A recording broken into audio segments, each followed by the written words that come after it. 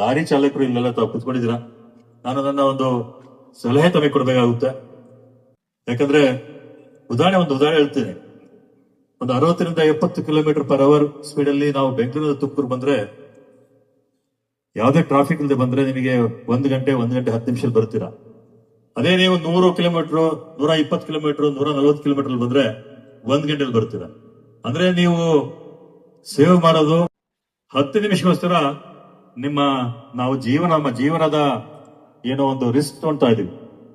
ಯಾಕಂದ್ರೆ ನಾನೊಬ್ಬ technical hand ಆಗಿ ಹೇಳ್ತಾ ಇದ್ದೀನಿ, ಒಂದು ದೊಡ್ಡ ವಾಹನ ಆದ್ರೆ 60 ಕಿಲೋಮೀಟರ್ ಜಾಸ್ತಿ ಸ್ಪೀಡಲ್ಲಿ ಹೋದ್ರೆ, ಚಿಕ್ಕ ವಾಹನ 80 ಕಿಲೋಮೀಟರ್ ಜಾಸ್ತಿ ಸ್ಪೀಡಲ್ಲಿ ಹೋದ್ರೆ ಆ ವಾಹನ ನಮ್ಮ ಕಂಟ್ರೋಲ್ ಇರಲ್ಲ. ಅದು ಬ್ರೇಕ್ ಆಗಿದ್ರೆ ಸಡನ್ ಆಗಿ ನಿಲ್ಲಲ್ಲ. ತಮಗೂ ಗೊತ್ತಿದೆ, ಯಾಕಂದ್ರೆ ನನಗಿಂತ ಚೆನ್ನಾಗಿ ತಮಗೆ ಗೊತ್ತಿರ್ತದೆ.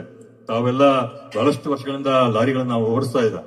ಹಾಗಾಗಿ ಯಾವುದೇ ವಾಹನ ನಿಯಂತ್ರಣದಲ್ಲಿ ಎಷ್ಟು ಸ್ಪೀಡನ್ನ ನಾವು ಓಡಿಸ್ಬೇಕಾಗುತ್ತೆ. ಇದೊಂದು ತಾವು ವಾಹನ ನಡೆಸುವಾಗ ತಾವು, ಯಾಕಂದ್ರೆ ನಮ್ಮ ಪ್ರೊಫೆಸರ್ ಒಂದು PhD ಮಾಡುವಾಗ ಹೇಳ್ತಾ ಇದ್ರು, ನೀವು ಒಂದು 60 ಕಿಲೋಮೀಟರ್ ನೀವು 100 ಕಿಲೋಮೀಟರ್ ಸ್ಪೀಡಲ್ಲಿ ಹೋದ್ರೆ ನೀವು 1 ಗಂಟೆ ತಲುಪ್ತೀರಾ. ಅದೇ 60 ಸ್ಪೀಡಲ್ಲಿ ನಡೆದ್ರೆ ನೀವು 1 ಗಂಟೆ 10 ನಿಮಿಷ ಹೋಗ್ತೀರಾ. 10 ನಿಮಿಷ ಅಷ್ಟೇ ನಿಮಗೆ ವೇಸ್ಟ್ ಆಗೋದು, ಆದ್ರೆ ನಿಮಗೆ ಯಾವುದೇ ರೀತಿಯ ಒಂದು ರಿಸ್ಕ್ ಇರಲ್ಲ. ಹಾಗಾಗಿ ಇದನ್ನ ತಾವು ಲಾರಿಗಳಾಗ್ಲಿ ಯಾವುದೇ ವಾಹನ, ಬೇರೆ ವಾಹನ ತಾವು ಕಾರುಗಳು ನಡೆಸ್ತೀರ, ನಾನು ನೋಡ್ತೀನಿ ನಮ್ಗಿಂತ ಫಾಸ್ಟ್ ಆಗಿ ಕೆಲವರು ಹೋಗ್ಬಿಡ್ತಾರೆ, ಲಾರಿಗಳು ಹೋಗ್ಬಿಡ್ತಾರೆ. ನಾವು ಕಾರಲ್ಲಿ ಹೋಗ್ತಾ ಇರ್ತೀವಿ, ನಮ್ಮನ್ನ ಟೇಕ್ ಓವರ್ ಮಾಡ್ಕೊಂಡು ಹೋಗ್ತಾರೆ. ದಯವಿಟ್ಟು ಆ ತರದ ಒಂದು, ಯಾಕಂದ್ರೆ 10 ನಿಮಿಷ 20 ನಿಮಿಷ ನಮಗೇನೋ ಬಹಳಷ್ಟು ಬದಲಾವಣೆ ತರೋದಿಲ್ಲ. ಹಾಗಾಗಿ ನಾನು ತಮಗೆ ವಿನಯಪೂರ್ವವಾಗಿ ನಾನು ಸಲಹೆ ಕೊಡ್ತಾ ಇದ್ದೀನಿ, ಅತಿ ವೇಗವಾಗಿ ನಡೆಸ ಹೋಗ್ಬಿಡಿ. ಯಾಕಂದ್ರೆ ತಮ್ಮ ಹಿಂದೆ ತಮ್ಮ ಕುಟುಂಬದವರು, ತಮ್ಮ ಹೆಂಡತಿ ಮಕ್ಕಳು, ಅಪ್ಪ ಅಮ್ಮ ಅಂತವ್ರು ಕಾಯ್ತಿರ್ತಾರೆ. ನಮ್ಮ ಮಗ ಬರ್ತಾನೆ, ನಮ್ಮ ತಂದೆ ಬರ್ತಾರೆ ಡ್ಯೂಟಿನ ಅಂತ ಹೇಳ್ತಾರೆ.